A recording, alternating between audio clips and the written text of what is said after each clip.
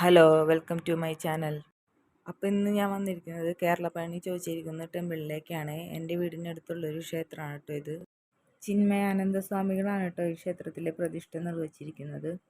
ഗണപതി കോവിലിൽ ഒരു ഹോമകുണ്ടവും തേങ്ങ ഉടയ്ക്കുന്നതിനുള്ള ഒരു ചെറിയ സ്പേസും ഒരുക്കിയിട്ടുണ്ട്.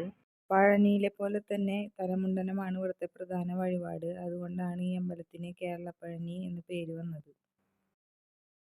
പഴനിയിലെ പോലെ തന്നെ മുരുകനാണ് കേട്ടോ ഇവിടുത്തെ പ്രധാന പ്രതിഷ്ഠ. ഗണപതി കോവിലിൽ പ്രാർത്ഥിച്ച ശേഷം വിശ്വാസികൾ നാളികേരം മുടച്ചതിന് ശേഷമാണ് മുകളിലേക്ക് കയറേണ്ടത്. 2018 ഈ ക്ഷേത്രത്തിലെ പടവുകളുടെ നിർമ്മാണം പൂർത്തിയായിരിക്കുന്നത്. ക്ഷേത്രത്തിൻ്റെ വലതുവശത്തായിട്ട് ഗണപതി കോവിലിലെ വഴിപാട് കൗണ്ടറുണ്ട്. സ്റ്റെപ്പ് കയറി തുടങ്ങുമ്പോൾ ഇരുവശത്തും ഇരിപ്പിടങ്ങൾ ഒരുക്കിയിട്ടുണ്ട്. വിശ്രമിച്ച് കയറണം എന്നുള്ളവർക്ക് ഇത് യൂസ് ചെയ്യാം.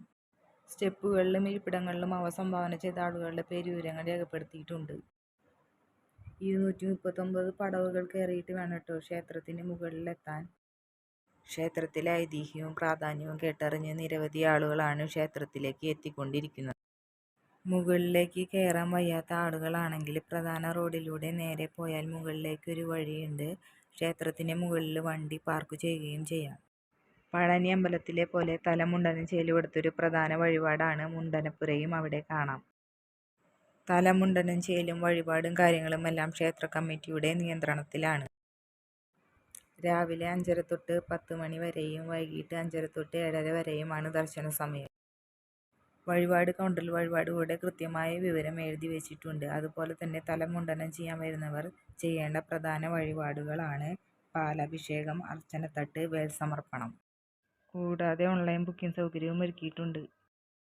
പഴനിയിലെ പോലെ തന്നെ പാൽക്കാവടി, വേൽ സമർപ്പണം, പാലഭിഷേകം ഇതൊക്കെ ഇവിടുത്തെ പ്രധാന വഴിപാടുകളാണ്.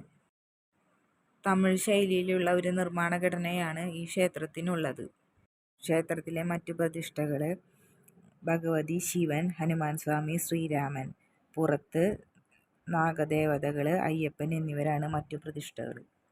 എൻ്റെ ഫസ്റ്റത്തെ വീഡിയോ ആണ് കേട്ടത്. അപ്പോൾ ചാനൽ ഇഷ്ടമായെങ്കിൽ ലൈക്ക് ചെയ്യുക, ഷെയർ ചെയ്യുക, സബ്സ്ക്രൈബ് ചെയ്യുക.